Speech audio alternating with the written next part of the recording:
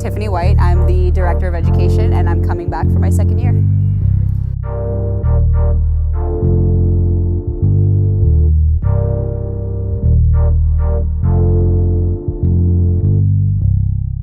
Let's say hypothetically, you're in some kind of Hunger Games scenario. You're fighting for your life. You know, it's really deadly out there. Which one of your fellow SA executive committee members would you least like to be in a Hunger Games battle with? And why? Oh man, that's a tough one. Because I don't know all of them, so I'm like... The devil you know, the devil you don't know. I'm going to say Francis. I would not take him with me. Sorry, Francis. But I wouldn't take him with me. He would drive me nuts, and I would probably kill him before I kill anybody else. Right. Francis Torres? Yeah. You guys... Yeah. No, we've known each other for like the past 2 years, so we're at that point in our friendship now where I'm just like, okay, I can tell you, you're driving me crazy, so. That's good. But obviously not a great ally in the Hunger Games scenario. No, not at all. I would probably throw him into the lake or something. We did like a quick little deep dive into some of your social media, so I just wanted to run a quick photo by you. Just kind of describe the scene here as best you can.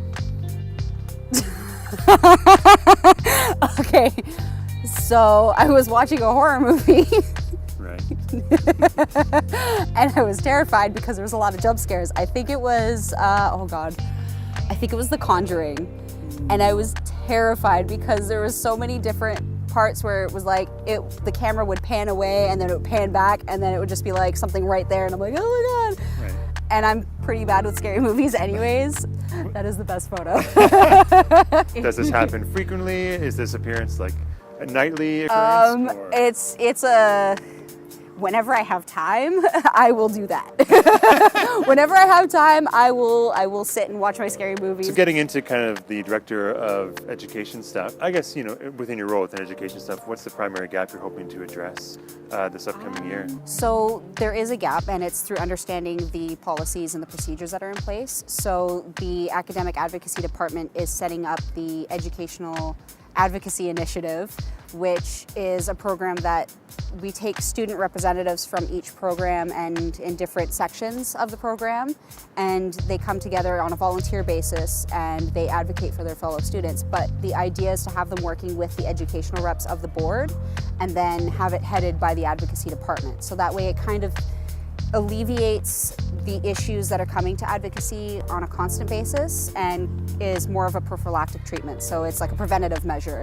And you were like really instrumental in many of the kind of more hard-hitting activist activities that the SA was involved in over the last school year. Now that there's like a full-time kind of director of equity coming in, are you going to be kind of deeply involved in that still, or are you? Yeah, yeah. You can't take the activist out of me because it's like I've gotten a taste of it and I actually really enjoy it. So it was something that I never thought I would really enjoy, and just it's because activism is basically just being an advocate on a larger scale with a larger number of people. So you're coming in as a collective voice to fight for rights of students and laborers and things like that. So you're just kind of fighting for the rights that people deserve and letting people know that it's not a privilege, it's a right, like fair wages and tuition, you know, like looking at alleviating student debt, and education is a right. So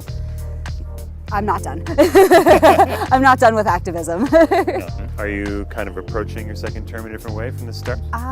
Yes, because I feel like it's not my first rodeo, so it's a lot different from when I first started last year, where last year I started and it was a lot of excitement, but also a lot of uncertainty because I was like, I don't know what I'm really getting into and I don't really know what's expected of me. Now I kind of have an idea of what the expectations are and I have an idea of what the vision is.